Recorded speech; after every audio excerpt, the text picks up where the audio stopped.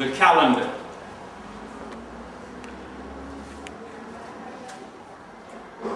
So it's very important to understand the significance of the calendar, of daily bread. This is where knowledge comes in. This is where one obtains understanding. 7 loaves of bread feeding 4,000 is the number of understanding. If you read Proverbs 4 and 7, it said, get wisdom, but most of all, get understanding. Proverbs 7 and 4 in reverse, 7th chapter and the 4th verse said, make understanding like your kinswoman. And the word, the dominative word is understand.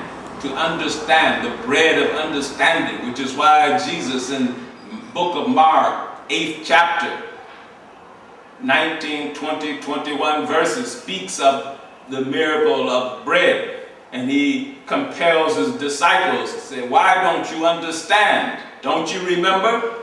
7 loaves of bread feeding 4,000? Don't you understand? He repeats it.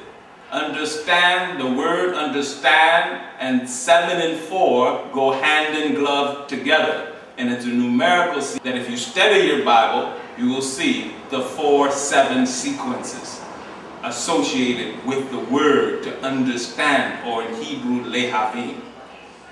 Secondly, understanding the dates. Understanding that the bread of understanding of knowledge is what is the key to unlocking the Bible and the Quran, which within my books I demonstrate and prove. Dr. Kwame Nkrumah's birth date is in the Bible, in the book of Ezra, the 10th chapter and the 9th verse. I demonstrate Malcolm X, day he died, is in the Bible. The book of Numbers, the 10th chapter and the 11th verse. Martin Luther King, his date is throughout the Bible as January 15th, 1929. It is found in Passover, the reference to Passover and the sacrifice of the lamb and sometimes even the ox. But the lamb agrees with the zodiac of Martin Luther King. Dates and the understanding obtained by having African reading glasses on are the essential elements for deciphering the course of human history and human experiences that have taken this day our daily bread, implying the study of calendar systems, and there are more than one. And within those calendar systems are the keys to proving the African presence throughout the Bible and the Quran. And it leads us to the conclusion that the Bible and Quran are essentially about the fall and the redemption of the African, which are the forerunners to everyone else. It's not to exempt any race from redemption, but it says that the first who had become last will become first again. And the story essentially is somewhat like Cinderella, who is able to wear her shoe. No one could wear Cinderella's shoe but Cinderella. It is essential that we understand the language, the numerical language of the Most High. And Jesus the Christ was giving us instruction in how to pray. But we have not understood prayer. Prayer is a communication to the Creator. But He does not answer if you're not speaking His language. And His language is numerical. As sure as you would tap in a telephone number to talk to someone across the world or next door, numbers are required. It is numbers that are required to unlock the Bible and the Quran. And it's through numbers in which I prove the dynamics of the Bible and the Quran. The calendar, 365 solar days.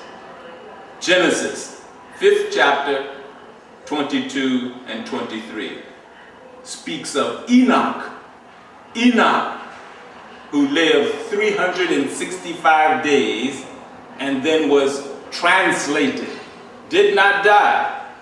He was translated or transfigured to a higher ground, higher plane, higher heaven, if you will.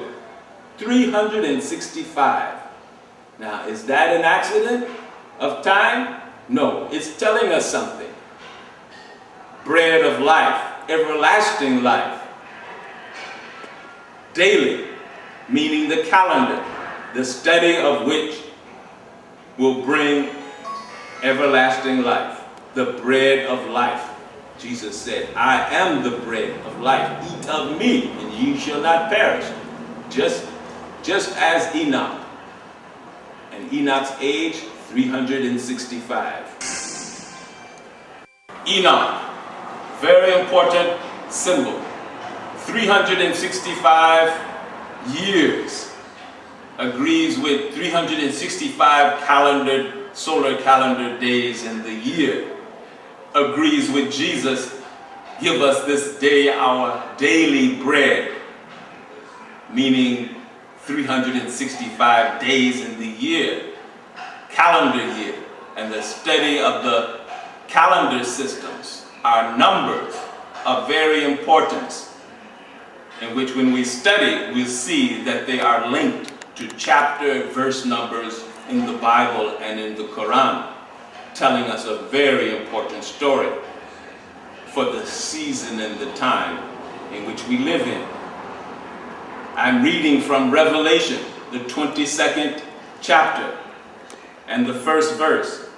And he showed me a pure river of water of life, clear as crystal, proceeding out of the throne of God and of the Lamb.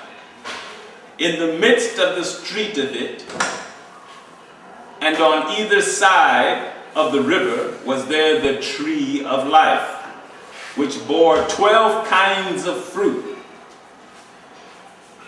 and yielded her fruit every month. And the leaves of the tree were for the healing of the nations. Now, do you hear something within these texts? 12 kinds of fruit that were born every month. And the leaves of the tree were for the healing of the nations. What is being told here? It is, again, a reference to Jesus, give us this day our daily bread. A reference to the calendar. It is a reference to Enoch, 365 days in the calendar year. And there are also 12 months, aren't there, in a calendar year. And it says every month, fruit bearing trees, meaning that daily study, the bread of life, daily, is going to bring about the healing of the nations. So we see Bethlehem, the house of bread. Jesus was not an infant in Bethlehem. There are two births. One in which you come from your mother, isn't there? And number two is through knowledge. As Jesus said, let the dead bury the dead. So there are two deaths.